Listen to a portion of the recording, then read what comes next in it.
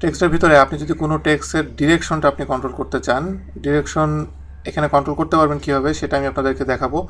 যেমন এখানে একটা ফাংশন আছে video stands for bidirectional override. তো সেটা যদি আপনারা এখান থেকে করতে চান, যেমন আমি এখানে যে টেক্সটটা দেখতে পাচ্ছেন, এই টেক্সটটাকে আমি ভিডিও দিয়ে আমি এটা ডিরেকশনটা আমি চেঞ্জ করব। ডিরেকশন চেঞ্জ করার জন্য আমি পুরোটা সিলেক্ট করতে পারি বা আমি একটা পোর্শন সিলেক্ট করতে পারি। যেমন এতটুকু আমি সিলেক্ট করলাম, করে এটাতে আমি যদি ভিডিও দিয়ে আমি এন্টার দিলাম, এবং এখানে কোনো চেঞ্জ নাই, কারণ আমি ভিডিও দিয়েছি ঠিকই, কিন্তু এটার আমি ডিরেকশনটা আমি বলে দিই নাই।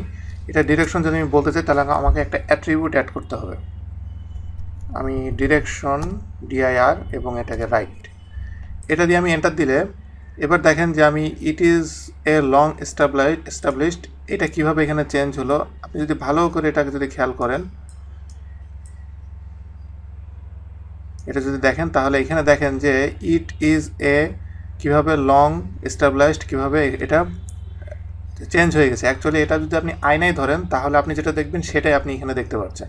এটা অনেক সময় দরকার হয় এই ধরনের কাজ করার জন্য। এইভাবে আপনি টেক্সটের ডিরেকশনটা আপনি চেঞ্জ করে দিতে পারেন।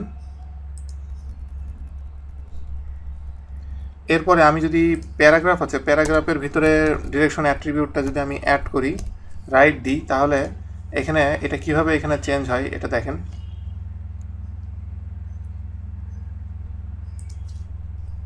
এখানে এটা হবে না, এবার আসবে। এখানে দেখেন যে এটা শুরু হয়েছে ডান দিক থেকে, এতক্ষণ লেফট থেকে ছিল, এখন রাইটে চলে গিয়েছে। প্যারাগ্রাফের ডিরেকশনটা আপনি চেঞ্জ করে দিয়েছেন। এই অবস্থায় যদি আমি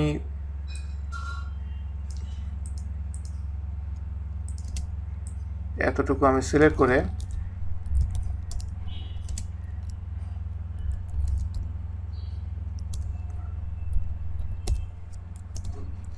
এবার আমি এতটুকু দেওয়ার পরে এখানে দেখেন কি হলো, প্যারাগ্রাফটাকে আমি রাইটে নিলাম, নিয়ে আমি এখানে দেখেন রাইট থেকে কিভাবে এটা শুরু হয়েছে। এইভাবে আপনি ভিডিওর মাধ্যমে এবং প্যারাগ্রাফের এই ডিরেকশন অ্যাট্রিবিউটের মাধ্যমে আপনি এইভাবে টেক্সটটাকে আপনি কন্ট্রোল করতে পারবেন, এবং আপনি লেফট রাইট যেদিকে দিতে চান না কেন সেদিকেই এটা চলে যাবে।